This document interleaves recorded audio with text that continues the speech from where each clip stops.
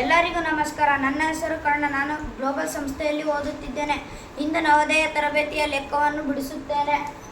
5,618 ಮತ್ತು 3,845 ಮೊತ್ತದಲ್ಲಿ, ಏಕೆಂದರೆ ಇದು ಮೊತ್ತದಲ್ಲಿ ಅಂತ ಇವೆರಡನ್ನು ಕೂಡಿಸಿದಾಗ ಮೊತ್ತ ಬಂದಿರುತ್ತಲ್ಲ, ಅದನ್ನು ಇದನ್ನು ಮಾಡಬೇಕು.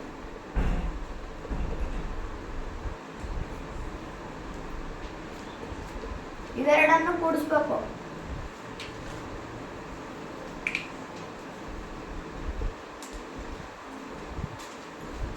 ಇಷ್ಟು ಆನ್ಸರ್ ಬಂದಿದ್ದೆ.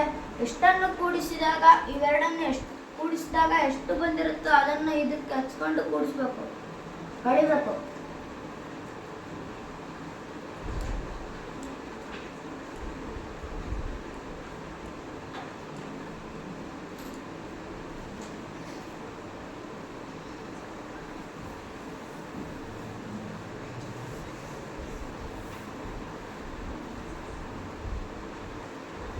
ಓಕೆ, ಅದ್ರ ಬಗ್ಗೆ ಸಂಪೂರ್ಣ ವಿವರಣೆ ಕೊಡು. ಅದು ಉತ್ತರ ಅಷ್ಟು ಬಂತಲ್ಲ, ಇನ್ನೊಮ್ಮೆ ಕ್ಲಿಯರ್ ಮಾಡೋರಿಗೆ ಯಾಕೆ ಆ ಥರ ಮಾಡಬೇಕು ಅಂತೇಳಿ. ಇವೆರಡನ್ನು ಕೂಡಿಸಿದಾಗ 12,850 ಬರ್ತದೆ.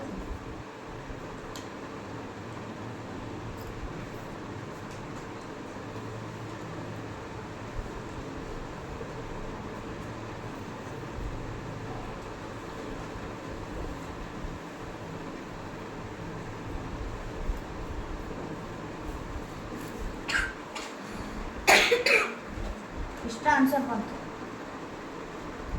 ಓಕೆ, ಅಂದರೆ 5,618 ಮತ್ತು 3,845 ಮೊತ್ತದಲ್ಲಿ ಅಂದರೆ ಇವೆರಡನ್ನು ಪ್ಲಸ್ ಮಾಡ್ಕೋಬೇಕು. ಮೊತ್ತ ಅಂದರೆ ಎಷ್ಟು ಬಂತು ತೋರಿಸೋದು? 9,463 ಎಲ್ಲಿ ಐತೆ? 9,463.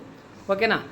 ಇದಕ್ಕೆ ಮೊತ್ತದಲ್ಲಿ ಎಷ್ಟನ್ನು ಕೂಡಿಸಿದಾಗ, ಮೊತ್ತದಲ್ಲಿ ಅಂದರೆ ಈ ಮೊತ್ತಕ್ಕೆ ಎಷ್ಟನ್ನು ಕೂಡಿಸಿದ್ರೆ 12,850 ಸಿಗ್ತದಂದ್ರೆ 12,850ರಲ್ಲಿ ಆ ಮೊತ್ತ ಏನು ಬಂದದಲ್ಲ ಅದನ್ನ ಕಳೆದು ಬಿಟ್ರೆ 3,387 ಬಂತು. ನೋಡಿ, ಆ ಮೊತ್ತ ಏನೈತೆ 9,000 ನೋಡಿ ತೋರಿಸು, 9,463.